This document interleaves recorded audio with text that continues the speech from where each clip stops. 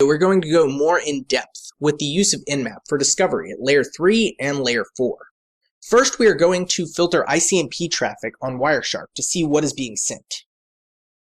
So we'll enter the filter ICMP and then select our interface and start sniffing. And then we're going to run an ICMP ping request with Nmap on a range of remote IP addresses on the web.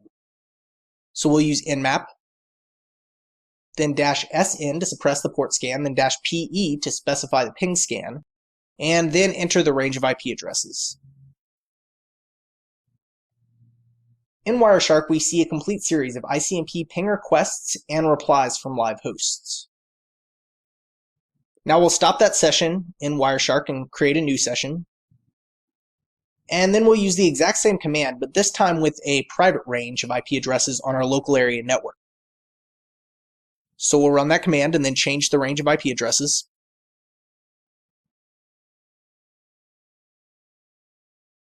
And as you can see, we almost immediately get results of 9 hosts that are up. However, Wireshark indicates that absolutely no ICMP traffic was passed. So why is this? Well, let's change our ICMP filter in Wireshark to a filter that only allows us to display ARP packets. So we'll use eth.type == then 0x0806. You'll notice that even though we specified an ICMP ping scan in Nmap, it will first attempt to locate them using layer 2 because that's a quicker response. So when using a ping scan in Nmap, the scan is actually adaptive and will use the type of scan that provides the quickest results. Layer 4 discovery can be useful if systems cannot be discovered at layer 2 because they aren't on your local area network, or can't be discovered at layer 3 because they are configured to not reply to ICMP traffic. A scan that we can perform to discover systems at layer 4 is a UDP scan. So let us adjust our Wireshark filter accordingly. Change the filter to UDP, &&, then IP.src for IP source address, and then ==, and then specify the IP address of our Kali system. And then we already have data there, so we'll go ahead and start a new session. And then to perform our UDP discovery scan, we'll use Nmap-SN to disable the port scan, and then -PU and specify the UDP port that we want to scan, so port 53, and then the IP address range that we want to perform that scan on. The result is a list of DNS server status requests. Now if we change that filter to only show traffic that's being sent to our system with IP destination address and our home address, then you'll see a series of both automated host unreachable responses, or in the case of live hosts, a standard DNS query response.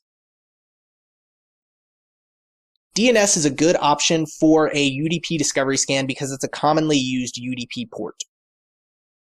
Another option for layer 4 discovery is a TCP ACK ping. To do this, we'll change our filter in Wireshark to TCP, then &&, then IP source address is equal to our Kali IP address. And then to perform the ACK ping discovery, use Nmap, then -SN, and then the IP range that we want to perform the discovery on, and then -PA, and then the TCP port that we want to perform the ping on, the ACK ping on, and we'll use port 80, since it is also a commonly used TCP port. By reviewing the Wireshark data, you'll see that a series of unsolicited ACK replies were sent to each of the hosts in the range. If you look at the replies then sent to our system by changing it to the IP destination address, you'll see that all the live hosts that have services running on port 80 will return an RST packet to reset the connection because the ACK packet sent to them was sent out of context. This is an effective way to trick a machine into indicating that it is alive at the target IP address. So those are some various ways that you can use Nmap to perform discovery at both layer 3 and layer 4.